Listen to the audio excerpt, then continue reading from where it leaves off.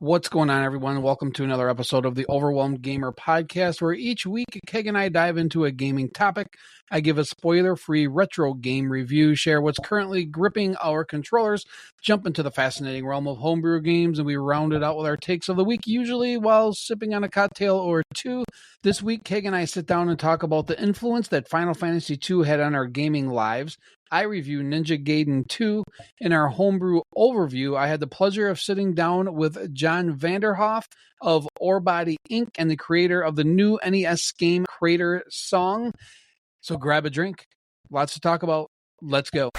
Welcome, gamers and tipsy adventurers, to the Overwhelmed Gamer Podcast, where we unravel the mysteries of our game backlog, sip on some questionable drinks, and dive headfirst into the nostalgic world of classics and the mind-bending realm of homebrews.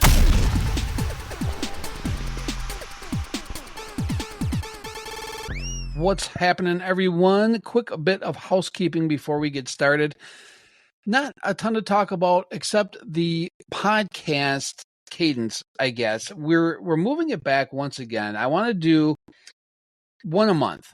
We started out one a week, then we changed it to two a month, and now we're going to scale it back even further and do just, I think, one a month, but they're going to be beefier episodes. So now each episode, what you're going to get is a game review, a retro game review. You'll get Keg and I babbling about a topic, and then I'm going to try to get a homebrew dev interview each episode as well. So instead of trying to split it up and do silly things and, I don't know, have it not so consistent, I think one a month, releasing at about the 15th is going to be what we're going to start doing. Overall, a better podcast and, just, whatever. Who cares? Nobody cares. So yeah, I hope you enjoy the new format this way and you get more bang for your buck, even though it's only one a month. Other things, check me out on my streams. I stream every Tuesday and Thursday night. I stream retro video games, so stop by, have a chat, have a drink, have some fun with me on there. I stream on Twitch and YouTube and X and Facebook. Really focusing on Twitch and YouTube though, so that's the best place to come find me and interact with me and all that kind of fun stuff. Check out my YouTube channel. That has been growing and probably the main reason why we've had to back off on the podcast, because I've really gone headfirst into that and having an absolute blast. So you can get all of our content there as well. And then if you want to follow me and chat along, X is probably the best place to do so. So you can give me a shout out there, follow us, all that kind of fun stuff. Just look for Overwhelmed Gamer and you'll find everything. All the stuff will be in the show notes too, yada, yada, yada. That's it. Enough of all that. And now we're going to get into a little segment that I like to call What's Gripping Our Controllers. So if you're new to the podcast, we take this time to discuss what we've been up to since last we've spoke. It's going to be hard to kind of keep track with the new format, to be honest, doing it just once a month. But what have I been up to since last month? I am currently streaming Adventure Island, and I wasn't quite ready for how hard this game was going to get and how involved this game was going to be, but I'm digging it. I'm on I think I've played it 3 times. I'll be on my 4th playthrough tonight as of this recording. So we'll see. I'm guessing it's going to take me about 6 streams to get through.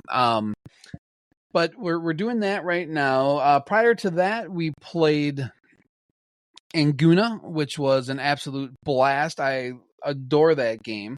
So you'll be getting a review of that sometime soon. If you're following along with the NES collection, I am up to 85 games now in the collection. So not too bad. Still having a blast doing that. I haven't really got back into any modern games, to be honest.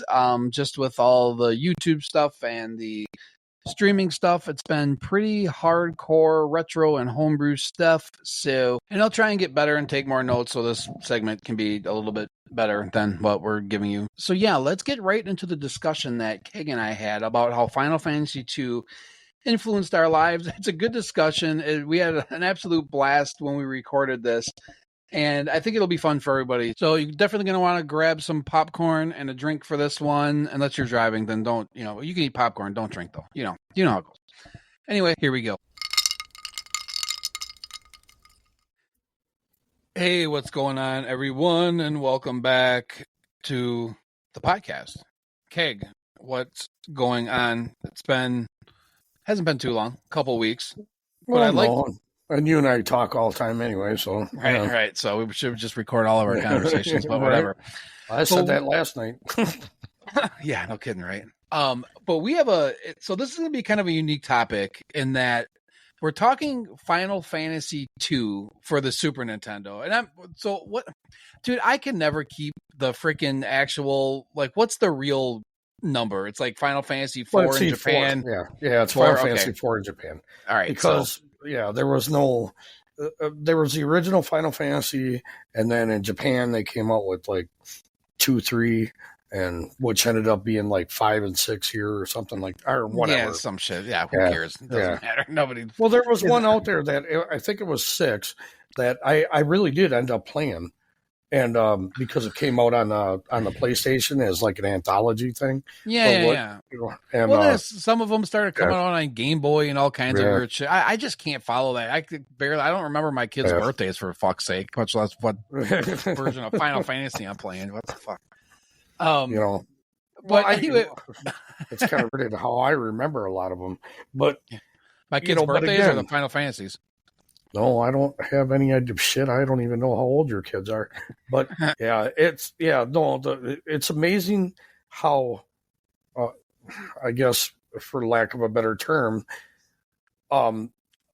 influential into gaming that these games have become. To the point where, once I've played a couple of the first Final Fantasy I played when you and I were at the Nintendo Championships. Yeah. And that you were in the semifinal or quarterfinal. Both. And, that was where they just had it out on the floor, just farting around. Just chilling, and that was a dungeon crawler. That was. We're not getting into this again. We got into this last episode. It was not a dungeon crawler. Did you? Actually, I told you to look that shit up. It was. It was not. You said it was a first-person game. It's not at all. It's not even close. We had this argument last episode. Okay, whatever. Well, that's where you could do you know what that was? Okay, I remember what that was now. That was when Magic or some shit that you're thinking of. Okay, what? But the very first Final Fantasy was where you could pick a blue mage or a red mage or all the goofy shit. Yeah. Well, in Final Fantasy II, for us in the U.S., was the first one that was actually kind of linear. There was a story. I mean, a very involved story that you had to go through. Well, there was a story in the first one, but not as involved. You know what I mean? Not as involved.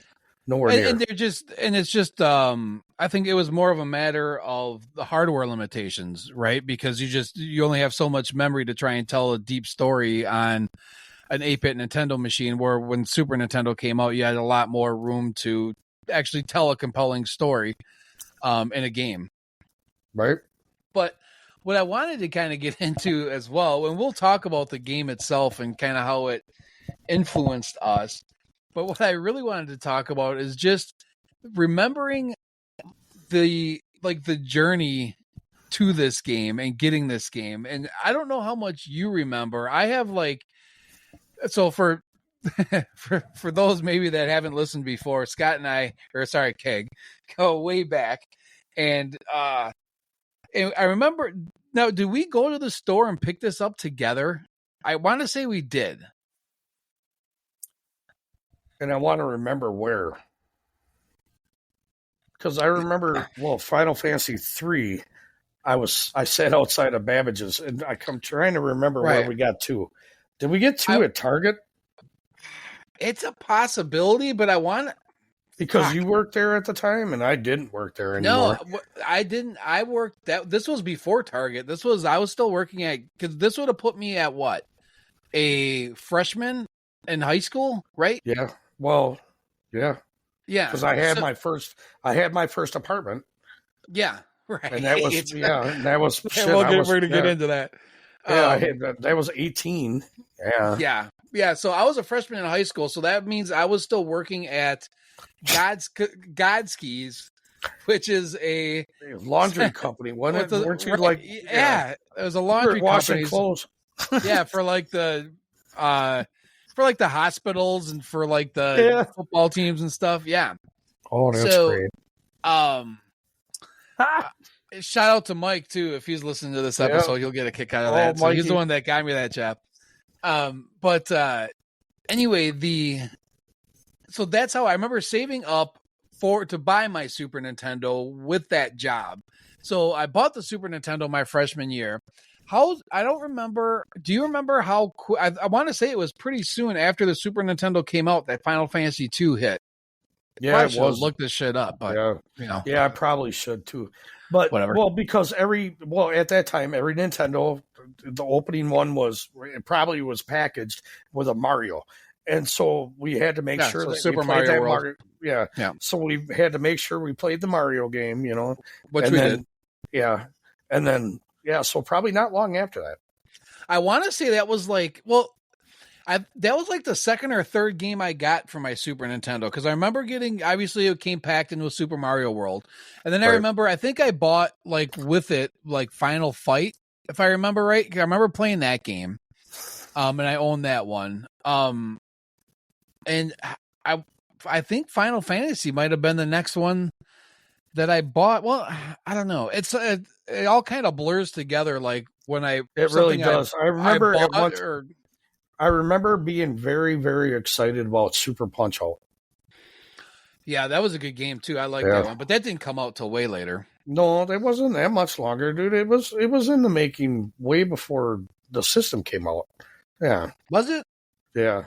That one didn't come out it may have been like a year after the system was released or something, but it wasn't. Yeah. But again, I mean, we're kids, whatever. So, but I just remember being that excited about that one. And again, with Final Fantasy II, I think that probably came out relatively. So here's kind of a funny thing too. And I was thinking about this. Yeah. When I was thinking about this, when we decided to talk about our Final Fantasy II experience, I guess, is I think Final Fantasy II is actually the first RPG that I played. Because going back now, especially with recollecting like the NES stuff, I haven't played until recently I didn't play any RPGs on the Nintendo, on the original 8-bit Nintendo. I'd never played Dragon Warrior until a couple months ago. Yeah. I have played Final Fantasy like a bunch of times, but never took the time to actually sit down and try and finish it. Give me some other RPGs on the 8-bit Nintendo. There wasn't Ultima. Yeah. Well, no, that wasn't on the original. I have Ultima for the original. Yeah, Ultima Exodus is on the NES. Yeah. Wow. I don't think I've ever played that game. Yeah, so there wasn't a whole bunch, at least here in the States anyway. So I think Final Fantasy II is kind of like my first introduction to RPGs. You gotta also think that at the time, I played a lot of RPGs, but they were all on the computer. I played a lot of text-based, like stuff on the Commodore or whatever. Whatever. That's what we had back then. Fantasy. I guess I did not Fantasy Star, but Fantasy. Just Fantasy. Yeah. And like those kind of games. So it wasn't my first RPG, but it was like for at the time, because when the Super Nintendo came out, there wasn't a whole lot of storage or anything else. You couldn't really save a lot on the 8-bit Nintendo. That's why they give you a lot of passwords and all that stuff to start out at it wasn't until later that people started introducing batteries into the actual cartridge itself, right? Yeah. So then, all of a sudden now they can come out with something that is extended, you know, and again, I remember, and I told my daughter this the whole time she was growing up. Playing a good RPG is like reading a good book. Yeah. So anyway, wherever we purchased it, I don't think it was Target, because I really want to say it was Target. My memory was looking at it like on an open shelf, like at like a Babbage's or Electronics Boutique or whatever the hell store we had back in the day. And I remember Target them always being behind glass. I kind of remember it being kind of like an open, like an open shelf of games, and I don't know. Who cares? It doesn't matter. We're probably boring as shit. Everybody talking about how we bought the game. So then when we finally bought the game, was that your system at my apartment? Was that how it worked? I don't remember, because I don't remember not having my system at home. And I don't remember buying it either. But again, that was a long time ago. Yeah, or did we? I don't remember. Obviously I had one. Yeah, I must have bought it. I bet you I bought it because I ended up playing 3 after that too. So I bet you I bought it. Yeah. I'll be perfectly honest with you. I know I did own a copy of Final Fantasy 2, but I don't know who bought the game. Like, because we used to do goofy shit like that when we were younger, where like I think you may have bought games for like my Adam computer and stuff like, you know what I mean? So it'd be like, hey, I'm going to buy this game so I can come over and play it. But you know, when you're young, you do that kind of shit. So I don't remember if like I bought the game and we played it on your Super Nintendo, or you bought the game for my Super Nintendo. You know what I mean? Like, because that's the kind of shit you did. Or maybe we pooled our money together to be able to get the stupid game at all. or shit, maybe we even traded in old NES games to get it. You know, it could have been, maybe it was a Funko Land thing. I don't remember. Yeah, that could be. It could have been. Actually, that could have been. Or maybe even what was the one when you? Oh no, that was earlier, because you were still different place. I was thinking of that video game exchange where you ended up moving to later. That was close by you. Up in Washington. But and well, like you said, Funko Land. That kind of. What was it before Funko Land? It wasn't always Funko Land either, was it? It was. It was originally Funko Land, and then it turned into GameStop, you know, or whatever. Right. Was it something before? I don't think it was. It could have been. I think that particular spot might have been. You know what I mean? Like, sure. You know, like it was not like it was 4-star video or anything like that, because that was that's when we were kids. Yeah. But you know, but that kind of thing. I think it was a small video place to begin with, and then turned into a. I think so too. Yeah, I think you're right. But that kind of makes sense. I bet you that's how it did.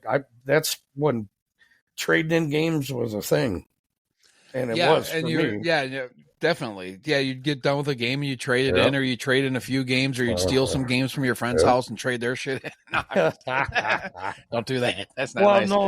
Well, the one thing about Funko Land, they weren't all about, like, if you didn't have the case, sometimes they just turned you away, you know? I don't remember that, but I'm sure you're right. You know, and I remember, like, and like they give you more if you had the instruction booklet and everything. Oh, of course. It's like anything else. Yeah. But so I remember getting the game, and I remember we for sure played it at your place. I remember that because I got into so much trouble, like on a couple of different occasions, because I used to skip school and go over to your place so we could play Final Fantasy 2 all day. Which I don't condone. Kids, don't skip school and play video games unless it's a really good video game. And again, it was a different time. You know, I mean, obviously you didn't really, you know, it wasn't like you didn't graduate because of it. But I fucking tried, though. Let me tell you, I'll never forget that day that the phone rang and it was your mom. Put Jason on the phone. She didn't even say hi or nothing, man. She was just like, put Jason on the phone. I'm like, all of a sudden I looked at you and you got all green, you know, all pale faced. And then you looked at me and like, I gotta go. You know. I don't even know where I went. I don't know if I went home or went to school. And then tried to be like, I was here all day. What are you talking about? What Final Fantasy? I don't know what is that? And I think that was like the first time that you and I actually sat down and played a game for like 13 hours. Dude, that's right. We like... Yeah, and this was before internet where we could look anything up. So we would literally just grind and enjoyed it and enjoyed the grind of this game just to like level up and have fun with it. It was if I'm not mistaken, I remember you even waking up like way earlier before you even had to be at school. And we started that we started it like way early in the morning. Oh yeah. Because that was a long day. It really was. I mean, we played that game straight up for 13 hours. I think we ordered like Domino's just for something to, just to eat something maybe that makes sense. Like it was just like, we played the snot out of that game and we were so enthralled. I mean, like just into it, like absolutely into it. Like there was not one part of that game we could not miss. Well, and we have another idea for another show that we were going to do. So the whole reason this topic came about is Keg and I were talking, and we were going to do a show on the most influential games that basically kind of like games that made us gamers, I guess. And we both knew that we were going to pick this one, Final Fantasy 2, as one of them. And I had mentioned, I was like, dude, we could probably do a whole fucking topic on just Final Fantasy 2 and our experience with it. Not even like, we're not trying to like, grade the game or review the game. We're just talking like overall experience it. It's influential games to us. Yes, right. And we'll just, we get this one out of the way and then we can talk exactly. Then we'll do another one episode for that. But because you and I absolutely agree about this game. So, I mean, it really is unbelievable about how much of the story I still remember. It's just, that's how we're, something like that it gets imprinted into your head like that. That's cool. I mean, it's again, and I can remember where we were, what we were doing, how old we were, holy crap. I remember that part of our lives. And how long did it? How long did it take us to finish that game? I remember being over like 20 hours, but it wasn't like, you know what I mean, of game time. I mean, I think right. No, I understand like game time, but like it felt like we played that game forever until we beat it. But again, this was 100 years ago, so I don't really remember. But and I remember you would like grind levels for us because neither one of us would like continue the story unless the other one was there. So, and this is just shit that I miss about gaming. You know what I mean? We're like, and we've played multiple RPGs or just story-based games over the years where we did that kind of stuff, where you'd be like, well, I'll grind it or whatever. Because it's sitting at my house right now, but I won't progress the story. I won't move on with the story. And not I'll do only all the like side, chocobo racing or whatever, whatever. And just little shit like that is what I miss so much about. We're kind of getting off topic here, and we should probably use that for another topic, but fuck it. It's our show. I'll do whatever the hell we want. Whatever. No, actually, you're absolutely right, dude. It's part of that generation. That's part of that. There was a lot of, including Final Fantasy 2. That was, it was just at that time, that's the kind of devotion that you gave to it. Chorus would hit or the instrumentals, and it sounded like you were listening to an orchestra almost, but in 16-bit. But it was so great. It just drew you right in. That was my first memory was like, dude, holy shit, this is amazing. And even the sounds, like one of the first things that I remember about the Super Nintendo in general was playing Super Mario World. And when you went into the cavern or like you went down the pipe and you were like underground, and it had like an echoey sound to it to sound like you were, and I was like, dude, this is the fucking coolest thing I've ever heard. Yep. And and and then Final Fantasy 2 just took it to that whole next level of movie. Like it was like, dude, this is like a fucking movie. This is amazing. Well, I mean, and the point where a lot of the songs that were in there were iconic, where they just kept moving on to game to game to game. Like the battle theme or the or the end scene. Yep. I mean, that'll never die. Yeah, I mean, they always kind of every game it. now. Yep. Yeah, they add a little bit, but yeah, it's pretty fucking iconic, and the story in general. I remember just being drawn in, and that's why I just didn't go to school. That's because I was just like, dude, fuck school. This story is so good. I'm gonna learn more playing Final. Not really. I probably took years off of my life, but. Yeah. But it was that engaging where it made you want to do nefarious shit to go to play Final Fantasy opposed to doing what I was supposed to do. Again, not condoning that. Everybody. And again, well, you start out with the hero, and the hero's got the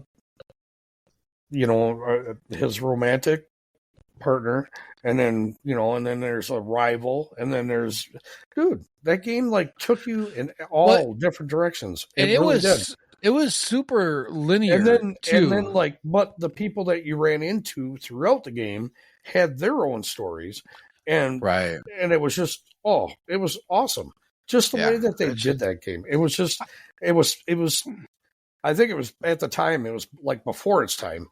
It was later on, now they got all kinds of stuff like that now, but I think that was just revolutionary for the time. I think it was too, especially for a console game. I'm sure there was other people can let us know, but I'm sure there was other computer games and stuff. Oh yeah, games that did it before. Text games that. Oh yeah, they were basically Dungeons and Dragon novels or whatever. You know what I mean? Most of those were kind of like that. Where they just, but it was all text based with a little bit of pictures and again, this is old time computer stuff, but yeah, and a lot of those are very, very good.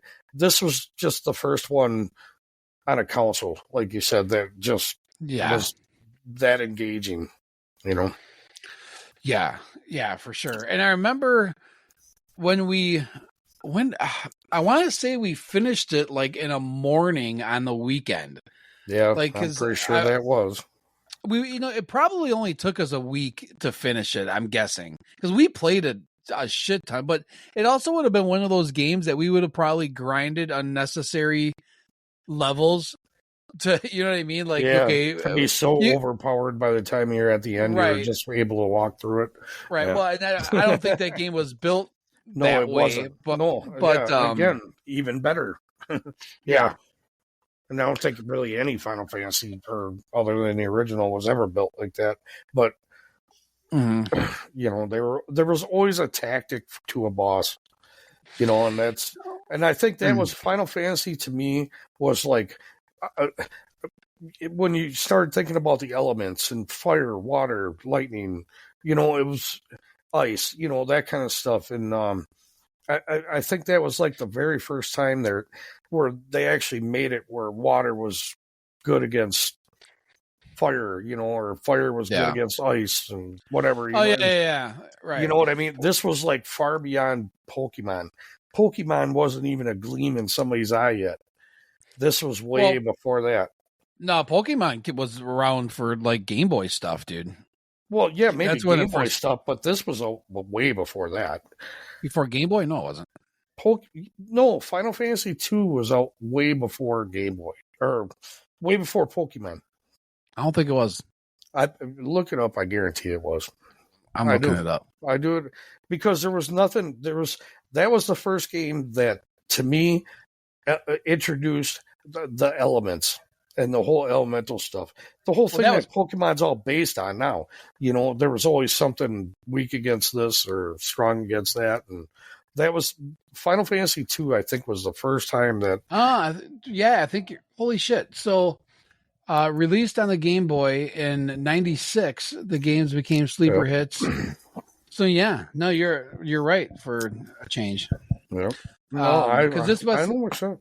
Yeah, 96. that was like I think that was the basis of Pokemon, to be honest with you, even though it was two different companies, Square and Nintendo, but right. But yeah, 1988. That's not right. Final Fantasy 2. Super NES. Oh, that's funny. You can't say 88. I wouldn't even be graduated from high school yet. Yeah, no, 91. Would that make sense? Because I was a freshman. That makes a lot of sense. Yeah. So I graduated in 93. Yeah. I'd have been like 1920. Yeah. Yeah. So. Yeah. That makes so that's sense. Like a 6-year difference, 5-year difference. Yep. Wow. I'm pretty sure that I'm pretty sure that's kind of how Pokemon started, because that was like the very first game that they actually had, like, strong versus water, strong versus wind, all the different elemental shit. Yeah. It was yeah, but as far as like, just general, the influence of Final Fantasy 2, man, I'm wrapping up my thoughts here, and I'll let you give your final thoughts on it too. It is, it really kind of started a mold for RPGs that a ton of games followed, which it's really what made me an RPG fan. And like for years, that's the majority of what I played was RPGs. And if it was on the Super Nintendo had them in droves eventually. Then the PlayStation followed suit, and they had, so it was just, I would say, until, not that I didn't play other games, like I played, your Resident Evils, and I played a lot of platformers and Marios and Zeldas or whatever, but I would say it was probably like a 75 to 15% split as far as like, or I can't do math, 8, 9. I need another whiskey. You had to have done that on purpose, dude. But there's no way in hell that you got Scott Steiner math going on right now. Yes, 75 to 25% split. I mean, for like 75% of the time I was playing an RPG, and like the other quarter of the time I was playing something else, like a sport game or something like that. But, oh yeah, you can pick up those Mario games whenever you wanted, but you were. Okay, this is the first game that I remember being very much emotionally invested in it. You know what I mean? Like, dude, like when the twins turned themselves to stone, tell me that didn't damn near bring a tear to your eye. And that's, again, this is we're kids. And it did. Yeah. It was like, it was that gripping, that it just... It was the first game... Yeah. Yeah, sorry. It was the first game that I can remember that it got... real. Like the storyline was like, shit, you mean like somebody's, and I don't know if it was, I mean, there's other like story elements in like NES games where people get shot or whatever. Like I played Ninja Goddamn, 2 just recently, and there's some stuff in there that happens, but it didn't feel like, I don't know how much I paid attention to the story back when I was playing NES games as a kid. That, I was just like, no, I'm just a challenge. It's just, I'm going to go through and beat this game. I don't like skip the cutscene if I can. Fuck it.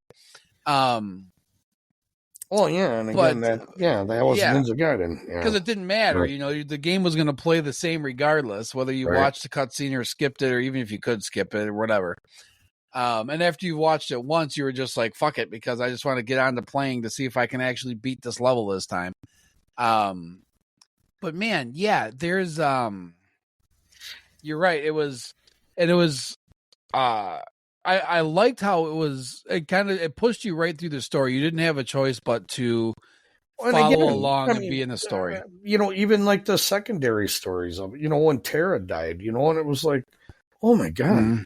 It was and he was just a pussy ass bard, but Edgar, and he really was just big puss. But it was such a great story, and it was, and then going to the moon.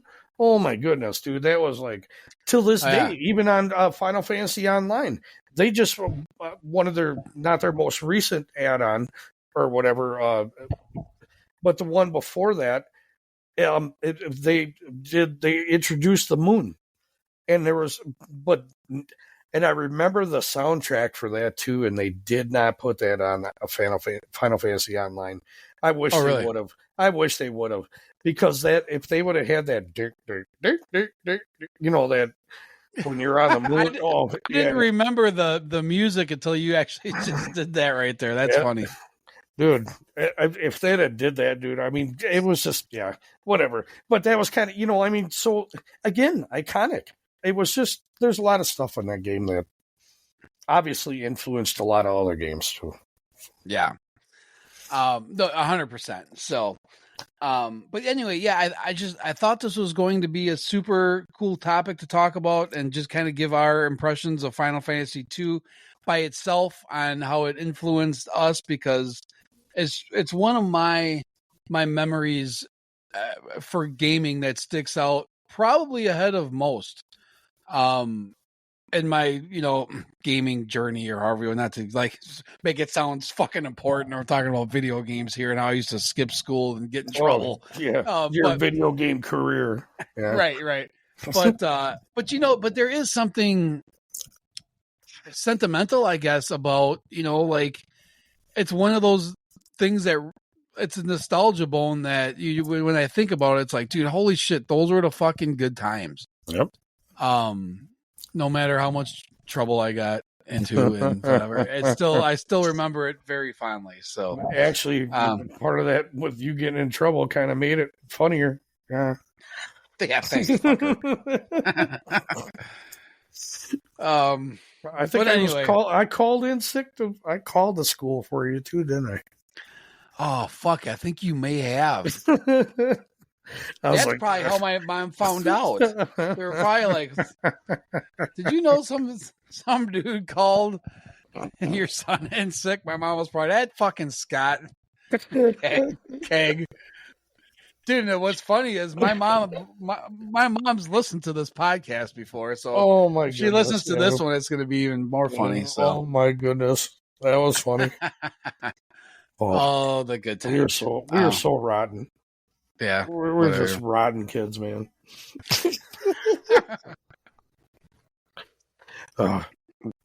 Good shit. Mary, if you're listening, I'm so sorry. I'm very, very sorry. Anyway, so that's how Final Fantasy. You got anything else to add to this before we cut it? No, we actually did. I thought it went pretty well. So. No, it was great. It was absolutely fantastic. And when we come back, you're going to get my review of Ninja Goddamn 2. See you in a second.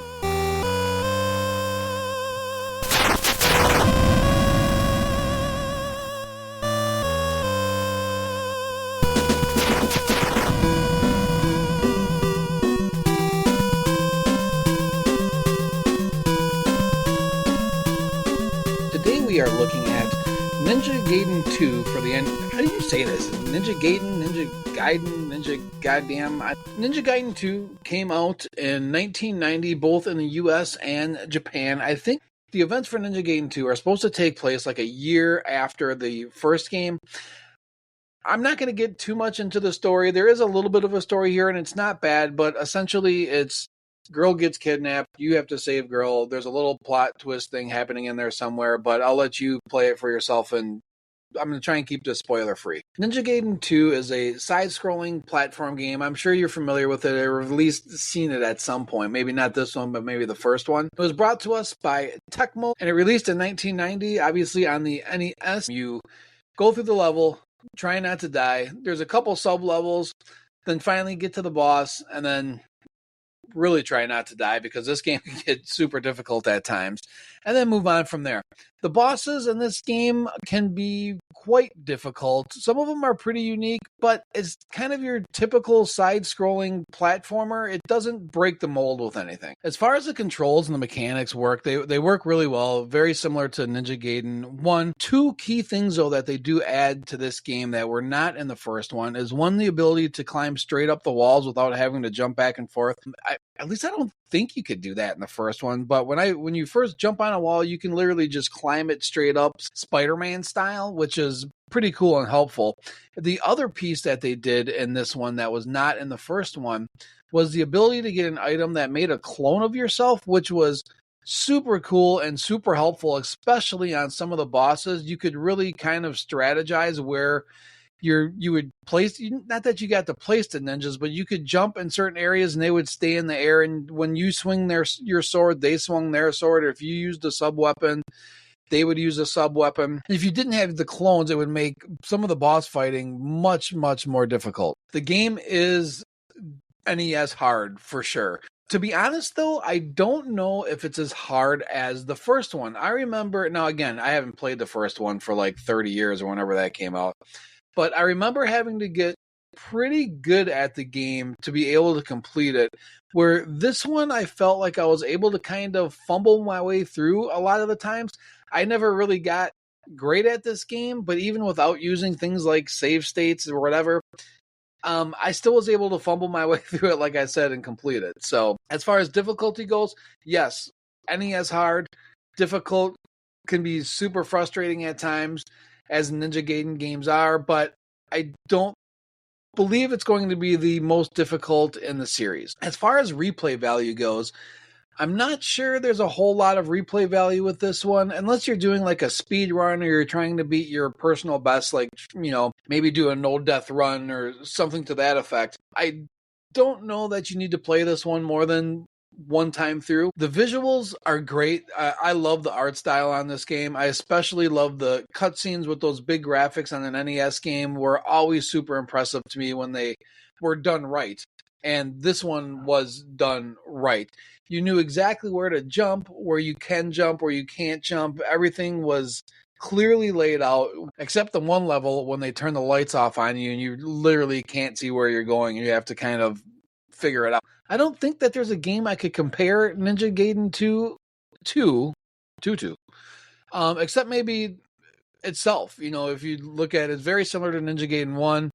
I don't know, there's a lot of side-scroller platformers like this, but with the cutscenes and everything else, I don't want to say it's unique, but it's definitely a Ninja Gaiden game. The pros to Ninja Gaiden 2 are easy. It's flat out just a fun game to play.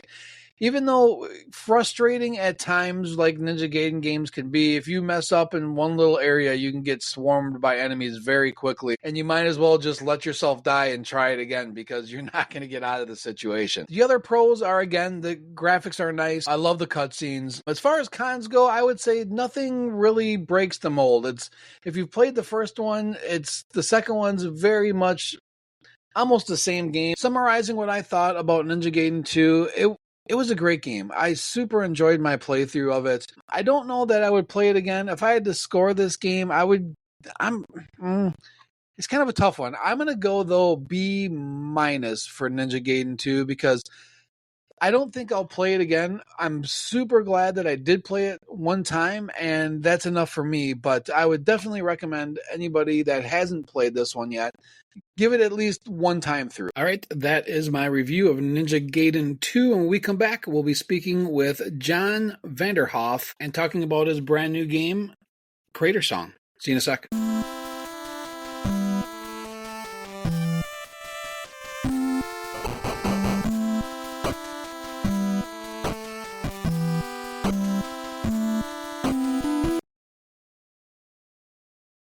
All right, we have John Vanderhoef. Did I pronounce that right? Am I getting that right?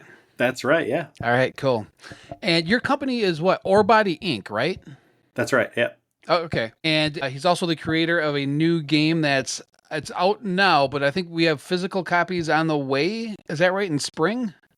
A physical pre-order should be going up in the near future from Premium Edition Games. Yep. Oh, okay. Cool. So I guess let's start out. Why don't you introduce yourself, give us your background in game development and anything else you want to talk about real quick. Sure. I'm notoriously terrible at introducing myself, but I guess to be succinct, I guess I'm a writer, game developer, and professor. I've been making games for about 10 years now, and I've been making NES games for about 5 years. give or take. So what other games were you making prior to NES games? Sort of like short narrative experiences in engines. I would sort of jump around. I did stuff in Unity and RPG Maker, Sure. Game Maker, Twine. I just love trying different sort of engines and seeing what I can do with them. Okay. And then what led you to, I guess, jumping into making NES games? Because you have a few of them out now, right? Oh, yes. I think Crater Song is number 8, maybe 9, depending how you split it. Holy cow. Okay. So that's kind of the platform you've decided to stick with, or are you still doing other things besides NES? Well, Jason, I've been trying to get away from the NES for at least a year and a half, but I keep coming up with new ideas, and so I don't plan on sticking with it forever, but I'm still with it as of today. Yeah. Cool. What Crater Song, the controls are super unique. What kind of inspired you to create that, or can you give everybody a rundown as far as like how the controls work with the dual NES controllers and holding them vertically, and like what was the idea that made you come up with that, or what made you come up with that idea, I guess? Yeah, I mean the control scheme, which I'll dive into in a second, is sort of an answer to a unique problem, or to a unique question. And so I was inspired primarily by this indie game. I think it originally came out in like 2013. It's called Brothers: A Tale of Two Sons. And this is a game that you play 2 different characters at the same time, and you control one character with the left analog stick on a dual analog stick setup. This is like a modern indie game, and the second character with the right analog stick. And the only other input is really the 2 shoulder buttons that are sort of the interact buttons. So starting with that inspiration, and they recently came out with a remake. I haven't played it, but it's essentially the same game that just much prettier. So check that out if you haven't. But yeah, so I was inspired by that. I've always loved that game, and I was like, is this possible on the NES, right? Like outside of all these other constraints, the real question for me was, how do you effectively control 2 characters without manually switching between them? And I know games have done that and do that.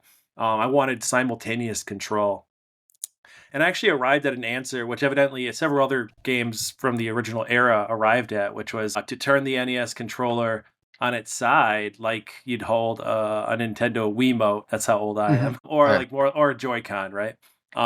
And as soon as I came up with that, it was like, oh, eureka, right? And this is, you can easily control 2 characters, have access to 2 D-pads, and because of the design of the game is built around a single singing mechanic, you only really need to reach the select button. Right. So that's sort of the range of motion, and it works perfectly. And then people, after I started talking about that, were like, oh yeah, this is just like Smash TV, which wasn't doing it for dual character, but was still using that control scheme to shoot and move at the same time, which was a similar problem that they had adapting the arcade game. Cool. So where was I going? So being that it's a NES maker game, were there any like technical challenges that you encountered with trying to create the control scheme like that? Or is it pretty, you can kind of map it however you want to map it? Yeah, so the thing about Nest Maker, for those who are unfamiliar with its architecture, is it's really just kind of like a holding shelf for a lot of base code, all of which can be excised, modded, added to, manipulated. And so if you know how to dive into all that, really what you're working with is just kind of a UI that simplifies a lot of the processes and creates a kind of workflow. So to answer your question, not to set up the 2 character scheme, that was all pretty much straightforward. Adapting Nest Maker, speaking to what I just said, it's a lot of work, right? You're stripping out stuff, you're replacing it. But like I said, I've been making games in Nest Maker for 5 years, and so I had a lot of common problems that you might encounter if you start with that software already figured out, thanks to the community and years of work. Yeah. And so there was just kind of new challenges about trying to do some of these things, and frame rate's always an issue and number of objects on screen and yada yada. But the control scheme itself, it was like the first thing to come together. Okay.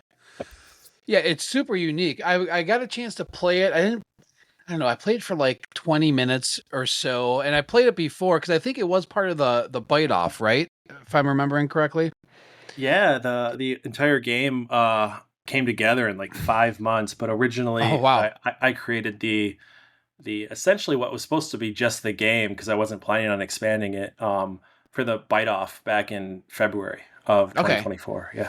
Yeah, because I remember when I was streaming the all the bite off games before the gaming classic, I had played it, and I remember fumbling through trying to figure out the control scheme because I was like, "What is going on with this?" And then finally figured it out. And then when I got to actually play it more, I was pretty excited to check it out. How long is the game, or how many puzzles are there? Because it seems like there's kind of like the first world is kind of like, almost reminds me of like a what am I thinking of? I can't think of it right now, but you kind of just back and forth on the overworld, but then you get into the puzzle scenes where you have to control the two guys to either stand on a particular button or go to platforms and sing on the platforms. How, like, is there an actual ending to the game, or is it just continuous puzzles?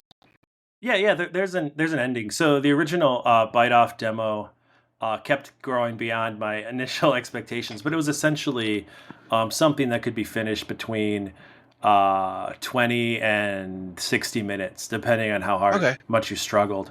I'll just back up for a second, speak to the structure that you were kind of outlining, Jason, and it's there's in the final game, in the story mode, there's 6 chapters. Each of the first 5 chapters is starts with a sort of obstacle course section where you're sort of avoiding monsters and obstacles in a pseudo 3D kind of setup, and then after that you have 4 puzzle screens and then a boss screen in the final version. And so across the ultimately 6 chapters, again, everyone's different. Like if I speed run it, it's going to take me about 30 minutes. If you're first time tackling it, I've seen people with their playthroughs between 60 and 90 minutes on story mode. So it's sort of one of those, right? Like first time through, maybe an hour and a half. Once you know what you're doing, you can get through it in 30 minutes. And that was very purposeful because I'm not using save functionality. And so for me, there's a kind of a threshold for how long I want something to be and how long anyone is willing to sit down for something. So yeah, that's interesting. So there is no save in the game. Not for this one, no. Okay.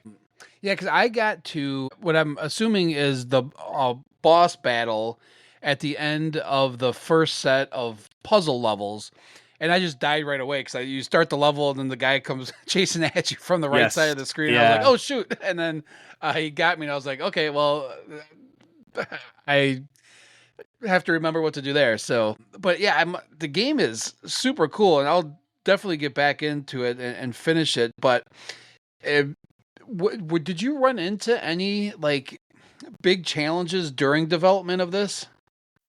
Well, like I said, this is probably the smoothest and fastest of any game I've made in the last couple of years anyway. And that's because I had a lot of fundamental problems solved. I was just applying them to a new kind of genre, a new set of mechanics. The major problem was initially the control scheme. Once that was figured out, then it was sort of, can I do everything I want to do in the amount of space I want to do it? And so, yeah, I mean, nothing I would have to share with you would be novel to anyone in Nest Dev, but it's like, managing like banks and what data is and what banks and kind of just managing how many tiles you can use on a single screen, and depending on all different kinds of variables you can manipulate that. But it became the challenge, and then I guess I wanted a section where one of the chapters, the 2 characters stand on like directional plates to control a third character, and that's something that's really cool. And that third character became really pivotal to for the heart of the story for me, and just like the myth of it all. But so that was kind of fun too. So then it's like, not only are you dealing with this unique control scheme, controlling two characters, but now you're using those two characters with on-screen buttons to control a third character. So yeah, I had a lot of fun designing the different things, and I had so many ideas I had to just leave on the cutting room floor because of the previous problem, which was I didn't want this thing to be too long. And so to speak into that though, like, the story mode, maybe 30 to 90 minutes. But then because of that, I added a challenge mode. Yeah. Yeah. And this essentially allows people who've beaten the story mode to try essentially another, what is it, like 30 screens or something of puzzles. And again, once your first time through, probably 60 minutes. But then if you're really good, and by that point, if you've already beaten story mode and challenge mode, you can do the challenge mode probably in a speed run of like 35 minutes or something like that. But it like hits the ground running. The story mode has like a whole, that first chapter is very much hand-holdy. Like this is kind of how this works. But right. Yeah. So. Give me an idea of how you come up with the ideas for the puzzles and making each one unique. Like, I guess I would have a hard time trying to come up with like, okay, we're going to make the level look like this, and just all the different design aspects that go into making a puzzle game like this. What was your strategy behind that? Or did you just start laying out tiles and figuring it out from there? Yeah, it all starts with the functionality of the tiles. And for me, the two base tiles, essentially, the problem is like, you want the player to be able to manipulate both characters independently. So have a tile where they each have to stand on a similar tile, and then it opens up a door, right? So that's the base thing. Then you have the music tile, which recreates the standing tile, but then adds the singing, which is kind of central to the themes and the whole story. And so once you have that, you start playing with like, well, how many different kind of combinations can we do with that before it gets tired? And the answer is, for those two mechanics alone, not that many, like 3 levels. And characters and players are like, I probably want to do something else. So then you enemies, right? A basic, like a threat. Yeah. And then you just start piling on. And so by the time you get to like the end of the game, where you have you add like a lock and key, which is of course like very basic game stuff. And then later in the game, we have I call it like a meteorite tile, where 2 characters stand on tiles, and one of the characters produces a meteor that can like break down barriers and open up paths, and there's all different kinds of stuff. So basically you add more and more, and so you're able to, you think less sort of like visually and just more like, what is the first initial thing you want players to do on this map, and then build it out from there. And so by the end, it's like you can put together a unique puzzle in like 10 to 15 minutes. And then it's just about playing the hell out of all of them and making sure, like, is this fun? Is this frustrating? Is this additive, or is this repetitive? It's all these kinds of questions. Yeah, no, I get it. So as far as now, how much of the development did you do? Like, did you do all the graphics? I know that Jordan Davis did the music and sound effects, but did you do the graphics and all the dev work just by yourself? So like the backbone of Nestmaker, it's obviously from Joe Granato and his collaborators, and then a lot of the other base code I get from the forums, but I also do a ton of it myself. So there's no part of this game outside of the design, right? And you could even argue, like, because of inspirations and influences, like even you're not independent there, but there's no part of this game that I'm completely alone in. You could argue design and story. Otherwise, I do everything, but I also like a lot of the visual assets I buy on itch.io's storefront. Gotcha. And then I just manipulate them because, believe it or not, NES graphics aren't a big sell on there, but pixel art is, right? And so I'm pretty familiar with the NES's constraints, so a lot of the pixel art I get from there and just change it. If there's something I can't find, I'll just do the work and make it myself. I don't love that because it slows the process down, and that's why some games take two years to make. It's like because people are doing everything bespoke, and that's really awesome. I almost don't have the patience for that, especially if I'm doing all the art myself, which would take so long. But so yeah. That's about it. So a little code for myself, the community. Jordan Davis obviously does all the music and sound effects, and the visual assets are a mixture of store-bought assets and then my own manipulations of those and my own original art as well. That's really cool. Do you have like a favorite part of the development cycle? Like if you're really heads down working, what do you like doing the most? Is it the creation, the graphics, the story? Yeah, I mean, the story would be my go-to answer, but that feels like that part gets done so quickly for me. And so you have to kind of love some other aspect of it. And I would say it's a kind of a moment, Jason. It's like not the coding, and it's not necessarily the art, although I do love seeing things come together. But it's that moment when you like hit run and see what you just did show up in the game, and either do what you wanted to do or do something else. And it's that like kind of like it tickles the brain. It's like, oh, I'm solving a problem. Oh, I've run into a new problem. And it's that sort of like loop, right? That's the thing that I find almost like chemically addictive about game dev. Yeah. Now, do you have a development background, or is this something that you're just like, no, I'm passionate about gaming and I want to try this? No, my background is in creative writing, journalism, and academic research, and so okay, yeah. I mean, they kind of go hand in hand, though. They really do, yeah. And all that research. Like I'm a game studies scholar primarily, so and I've been playing since I was 5. So I've always wanted, like everybody, you've always wanted to make games, but it was only until like the last I guess 15 years when engines became available and cheap and free to use, and the amount of resources, both in terms of educational, but also in terms of like assets and just like the communities that formed. All of these things come together, like, circa 2010, 2011. And yeah, I was just like jumping in with everyone else on my spare time and kind of learning as I went. That's awesome. What do you have any advice that you would give like aspiring game developers who just want to, try jumping into games? You've obviously made games on a number of different platforms. Do you have like suggestions as far as like, hey, this is a good place to start if you're trying to get into it? Well, I'll probably ruffle some feathers here, but I don't know. Okay, that's all right. I would say if you really want to make Nintendo games and you don't know what you're doing, grab NESmaker. I'm a big proponent of it. I think the community is one of the nicest communities and one of the most helpful and immediate and like present and like still very vibrant. If you just want to make games and you're not necessarily wedded to the NES, GB Studio make Game Boy games. I've worked a little with that. I have a project there that is currently on the back burner, but that's a really robust and cool retro gaming platform.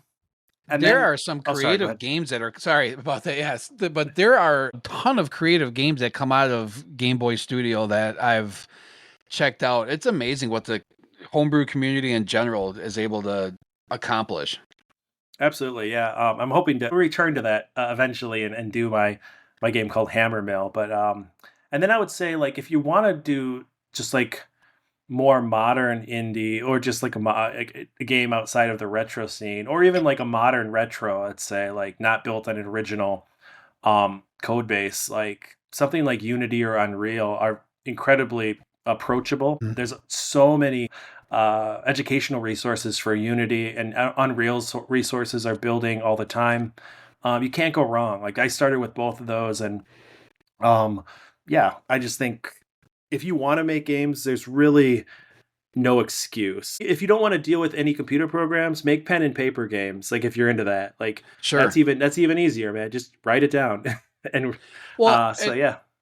And I found the community, the homebrew community in general, most of the people that I've met are just super helpful and super cool to just they're all kind of all in it for the greater good. So I think it would be an easy time to say, okay, yeah, make a game with pen and paper and reach out to some of these developers that are around and, see if they want to help or see if you can team up to actually make that a video game. And I bet you would have no problem finding people to jump in and do something like that.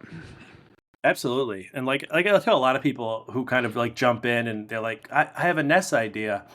Who wants to make it for me? Like, you might have less success there, Sure. But if you say, I have a NES idea, I don't know what I'm doing, and I want to get started, people will help you get started. That's the thing, right? Right. So that's like, I take time out of my day, people take time out of their days, and we'll sit and talk to you on like Facebook or Discord and like walk you through your problems. So it's like when I'm not even joking about that. Like, I've helped strangers, figure stuff out that I needed help with 4 years ago. So sure. No, that's cool about it.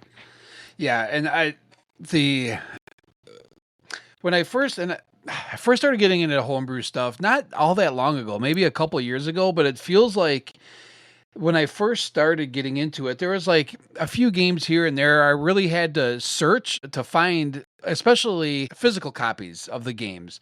And now it's like, man, they are everywhere. It's like I get a new Kickstarter, email. I feel like once a week. Hey, here's a new NES game that's coming out, or here's or something from you name it, limited run games, or any of the other ones that are out there, that publishers that put out the NES games. To me, it's so cool to get a physical copy of like an NES game now in 2024, and have the box, have the manual, all that fun stuff. It's just, I don't see it slowing down, which is awesome. No, on the contrary, it's like, it feels like you said, it's speeding up. At any given time, there's an NES game or 2 or 3 on Kickstarter. Like you said, limited run is now pretty routinely every 3 weeks they have a new one. Who else is out there? Mad Cat Studios, another one. That Premium Edition Games, who I work Premium with. Edition, yeah. Yep. Yeah, it's awesome to just see more and more of these games, and not only the NES too. Like Sega Genesis, I know has a pretty big homebrew community, and it seems like just recently that started kind of popping off, which I'm excited for. Yeah, it's just the sky's the limit with this stuff. I just love it. What I guess we're kind of start wrapping things up here, but do you have any other projects besides like your Game Boy game that you want to go back to that you're looking to next, or are you taking a break, or what's your gaming development future look like? Sure. Well, I'll just quickly kind of recount my work, in case anyone's unfamiliar with it. So I made a series of 5 games that I kind of called the Muleniverse games. And these range, again, in quality because they're my early work, but they kind of are 5 different genres, like sort of adventure, arcade platformer, beat 'em up, shooter, and run and gun. Some people really like them. I really love them, but I understand they're kind of like, they're not perfect. But more recently, I'm proud of the games under the Orebody Inc. studio moniker. It's Orebody Binder's Tale, Oratorio, which is really cool music rhythm game. And then most recently, Crater Song, which just launched on itch and is going to be up for physical pre-order soon. But Hammer Mill is a Game Boy game I really want to make about sort of a steampunk, sci-fi, ocean kind of faring game set on the alien world of Orebody, like Crater Song is. Sure. And then a project I don't really want to speak about now because it's something I'm super excited about, but I don't want to take any shine off of Crater Song. But there's one more NES game that Orebody Inc. is going to do, and it's a genre I've never done before, and it's super cool, and it's I'll just say it involves kaiju, which I'm a huge fan of, giant monsters. Okay. I'm going to probably show it off maybe late this year, early next year. But very cool. Yeah. You can follow Orebody Universe on X/Twitter, or any other social media platform, Orebody Inc. If you want to keep up with that. Awesome. All right. So I guess last kind of has nothing to do with anything, but what is your favorite NES game of all time? Oh man, these are the hardest questions, right? Like, you could give. Let's do like a top 3, I guess. Then, all right. I couldn't list just one. One game that always has a special place in my heart, and I just replayed it recently, so I know it still kicks ass, which is Chrysalis. I haven't played that one yet. It's on the list. I would recommend. I played the I think it's the Game Boy Color DX version of it, which fixed some lingering bugs from the NES version. But it's essentially, outside of a couple like camera and like frame ratio, the same game. Either one is great. So Chrysalis is great. Oh man, God, they're all so good. You know, I really love. Speaking of homebrew, Battle Kid, and probably I'd pick Battle Kid 2 out of those games. It's super. Really, really difficult, but it's also really generous with save points. And so it's sort of like throwing yourself against a wall to get through like 1 or 2 screens, saving and then repeating that process for like 3 to 9 hours. I love it. It's just like, that's my introduction to really NES homebrew. The first Battle Kid and Battle Kid 2, like 12, 13 years ago. Man, if I just had it, I mean, I'll probably just throw out one randomly. I mean, Mario Brothers 3 is always great. Contra. These kind of things. Some of the I'll say Rekka. If you haven't played Rekka, you should check it out. It's like I haven't played that. It wasn't widely released. In modern like NES homebrews out of shmups out of Japan are doing similar things, but it came out in like the early 90s. I think it was only at like special conventions or competitions, and it's like a crazy shooter that shouldn't exist on the NES, but RECCA, yeah. All right, cool. Yeah, I'm actually I'm in the process of trying to collect the entire licensed US NES set because I don't like money apparently. But it's been kind of fun, and I've been playing the games as I get them, the ones that I haven't played on stream. So like right now I'm playing Adventure Island, which is that's right, I saw that. I was not prepared for what I was getting myself into with that game. I did not know how difficult it was going to ramp up to be, but I'm having a blast with it, so it's cool. Yeah, I guess anything else you want to get out, plug before we wrap up? I'll just say, like, if for whatever reason you're listening to this podcast and you don't play games on old hardware, you can check out Orebody Inc.'s games, Orebody Binder's Tale, Oratorio, and Crater Song on Steam. Cool. You can wish list those and wait for a juicy sale. And the Steam versions also come with like Rumble and like achievements, and like it's really cool to see these modern things applied to what is the base NES game running through a proprietary emulator. So yeah, that's another way to check this stuff out. Now, and you know, I'm not the only one doing that. A lot of really cool NES homebrew games are also on Steam, so you could check them out. Like Skate Cat, which I think you've recently covered. Yeah, I played Skate Cat. I love that game. Skate Cat was great, and that's on Switch and Steam and everything at this point now. That's right. Fantastic to see these homebrew games finding homes on modern consoles or platforms, which is super amazing.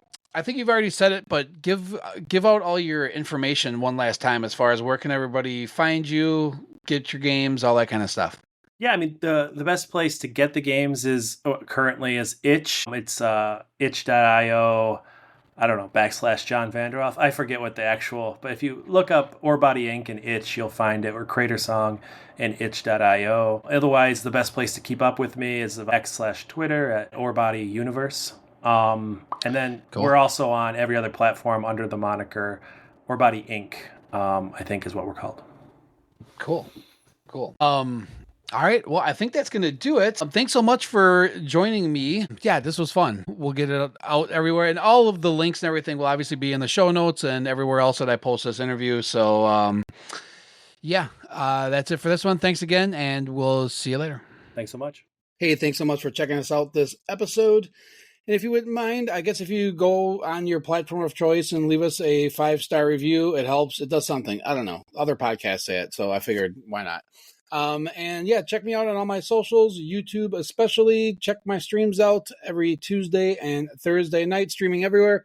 YouTube, Twitch, X, Facebook, all over the place. You know, just find me. Anyway, that's it. We're done for this episode. We will see you next time. Thanks again.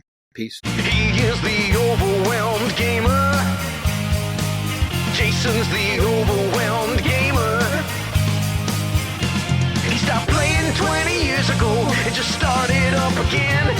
Now his backlog of games to try seems like it never ends. Exploring older games and retro. He Nintendo. Yeah, he